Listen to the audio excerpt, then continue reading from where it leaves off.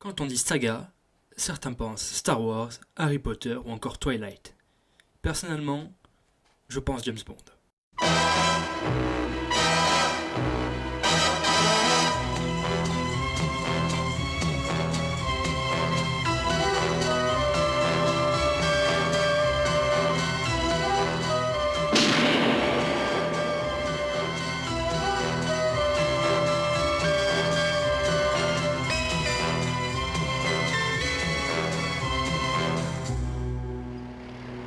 Ça se bouscule du côté de la saga James Bond. L'acteur britannique Sean Connery décide de partir à la suite de la sortie du film On ne vit que deux fois. Un coup dur pour les producteurs qui durent choisir un autre acteur avant de passer à l'action pour la 6e fois. Après des mois de recherche, un acteur sort du lot, George Lazenby, qui pour beaucoup de personnes était le successeur naturel de Sean Connery. Pour ce qui est de mon avis, on y reviendra plus tard. The name's Bond. James Bond.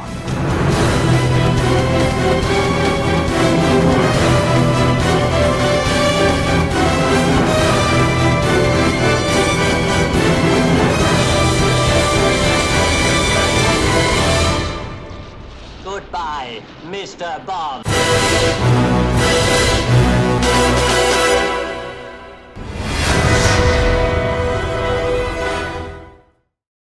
Australien d'origine, George Lazenby se rendit à Londres pour rejoindre une de ses intimes connaissances. De là va commencer une grande évolution. Il commencera comme vendeur de voitures, puis se fera repérer un jour par le photographe Charles Jenkins, qui le propulsera dans le monde du mannequinat, où il commencera une carrière. Comme quoi, tout n'est qu'une question de connaissances et de cercles de contact dans ce milieu-là. Il deviendra l'un des mannequins les mieux rémunérés d'Europe et ira même tourner dans des publicités télévisées.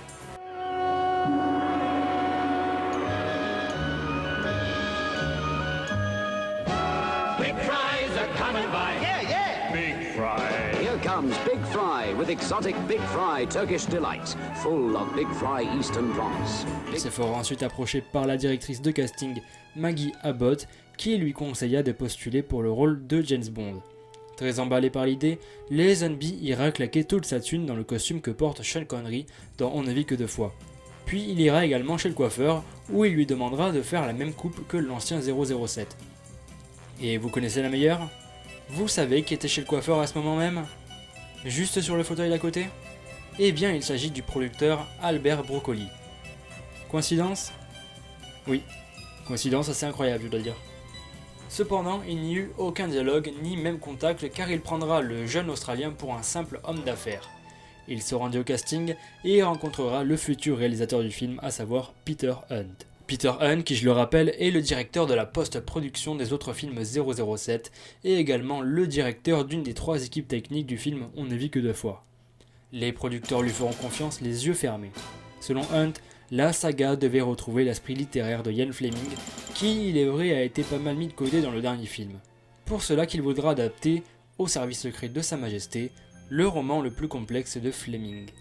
Pour le scénario, il fera appel à notre scénariste toujours fidèle au poste, Richard Maybaum, qui travailla sur une première mouture du scénario, mais qui fut ensuite retravaillé notamment dans les dialogues par Simon Raven. Le tournage peut enfin commencer, un an après la sortie du dernier film. En parfait gentleman, James Bond empêche une superbe créature de se suicider et tombe amoureux d'elle.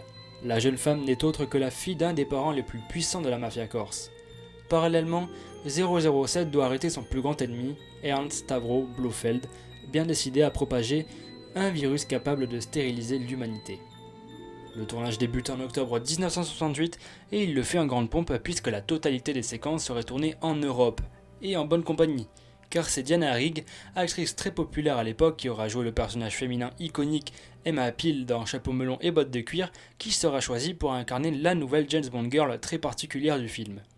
Le tournage fut par ailleurs très éprouvant à cause de la relation pesante entre Albert Broccoli et Diana Rigg, qui devenait de plus en plus tendue. Diana Rigg incarnera dans ce film la fabuleuse Tracy DiVincenzo ou encore l'éphémère Madame Bond. Tracy DiVincenzo est la seule femme que James Bond ait épousée et également l'une des 2 seules femmes dont 007 est vraiment tombé amoureux. Il s'agit là d'un personnage très complexe, c'est une femme totalement déprimée et sujette au suicide. Elle se tentera de se suicider au Portugal dans la scène d'introduction du film, mais elle arrivera à se rapprocher de Bond au fur et à mesure de celui-ci. allant même jusqu'à le sauver en Suisse pendant la mission de l'agent britannique. C'est d'ailleurs peu après que James lui fera sa demande en mariage. Le couple marche plutôt bien à l'écran, je dois dire. On peut sentir une certaine alchimie entre les deux personnages et on sent que les sentiments que Tracy éprouve pour Bond sont réciproques. Puis en plus d'être adorable, Tracy a une réelle utilité dans le film et bénéficie de très grandes capacités sportives. C'est grâce à elle que Bond réussit à semer les membres du Spectre lors d'une poursuite en voiture assez spectaculaire. Malheureusement, le résultat final vous le connaissez sans doute, James et Tracy se marieront à la fin du film au Portugal et partiront en lune de miel. Mais alors que Bond s'arrête sur le bas-côté, nos deux antagonistes se portent à leur hauteur et tirent en direction des mariés. Une balle se logea dans la tête de Tracy, la tuant sur le coup, ce qui sonnera par ailleurs à la fin du film. Cette fin fut crainte par les producteurs qui avaient peur de la réaction du public face à un dénouement où James Bond ne sortirait pas vainqueur, comme dans les autres films, une James Bond girl dans les bras. Ici non, c'est avec le cadavre de Tracy que se termine le film. Une fin tragique, triste, vraiment brutale et inattendue à l'époque j'imagine. Pour ce film là donc, James Bond est incarné par George Lazenby qui pour le coup n'a absolument pas fait l'unanimité à l'époque. Et je vous avoue que personnellement j'ai un blocage avec cette interprétation. Passer après Sean Connery n'est pas chose facile et ça se ressent. Déjà il s'agit d'un jugement personnel, mais je ne le trouve vraiment pas attirant ni même charmant en fait. Selon moi, il a un charisme de Playmobil. Regardez-moi la scène avec Moneypenny. On ne voit plus l'attirance particulière que les deux personnages avaient dans les autres épisodes. Puis même, je trouve qu'il se plante à trop vouloir imiter Sean Connery selon moi. Il manque totalement de présence et totalement de caractère. C'est déjà un assez gros blocage pour moi si l'espion britannique ne me correspond pas personnellement. Puis même, on en parle de ces incohérences toutes moisies ? Pourquoi Blofeld ne reconnaît pas James Bond, bordel ? Ils se sont déjà vus tous les deux dans l'épisode précédent. Ou alors ce n'est peut-être pas une suite des autres films, me direz-vous. Mais pourquoi le film nous montre des flashbacks des anciens films alors ? Elle est où votre continuité, bordel ? C'est pas compliqué la continuité. En parlant de Blofeld d'ailleurs.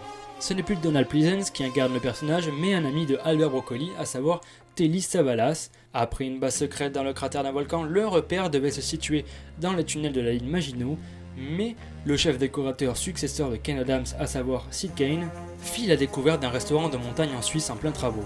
La production a réussi à obtenir l'autorisation de tourner en échange de petits services concernant la construction du lieu.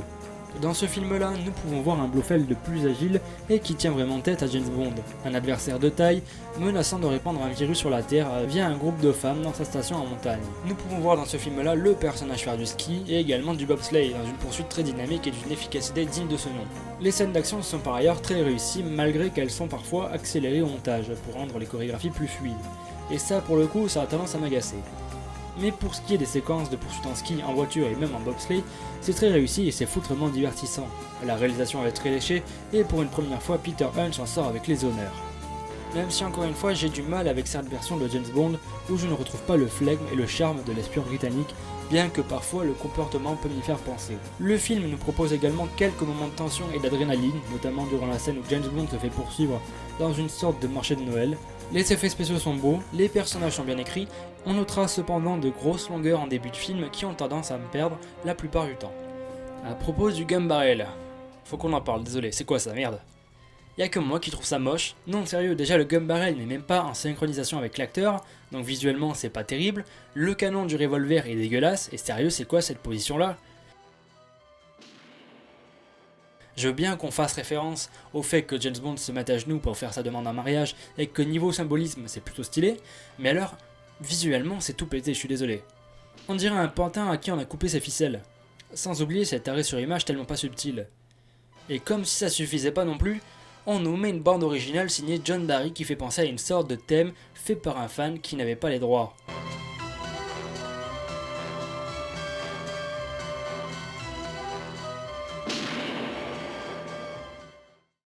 En parlant de BO d'ailleurs, il n'y aura aucun artiste qui chantera pour le générique. C'est seulement la composition de John Barry qui accompagnera les titres. Une musique plutôt bondienne, mais qui devient très vite répétitive et lassante selon moi.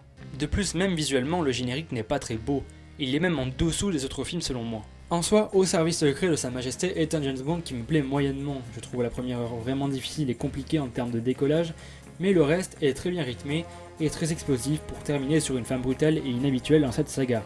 D'ailleurs, pour la petite anecdote, le film devait se terminer sur le mariage de James Bond et Tracy sans aller plus loin pour pouvoir la tuer dans la scène d'introduction de sa suite. Malheureusement pour les producteurs, George Lazenby décide de ne pas renouveler son contrat et s'en va une fois le tournage terminé. Le rôle de James Bond lui avait coûté beaucoup de temps de travail et il ne se voyait pas continuer dans le rôle. De plus, Lazenby voulait effectuer toutes ces cascades, ce qui refroidit souvent le réalisateur. L'ère Lazenby aura donc duré le temps d'un seul film qui sortit à l'international en décembre 1969 et qui ne fit pas l'unanimité lors de sa sortie.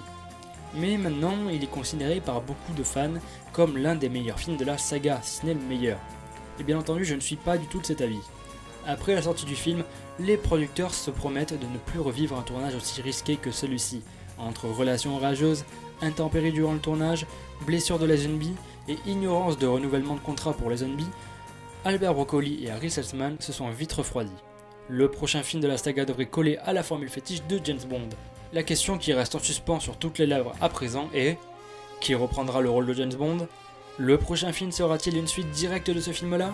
C'est ce que nous verrons dans la critique du film Les Diamants sont éternels qui sera disponible le 9 juin.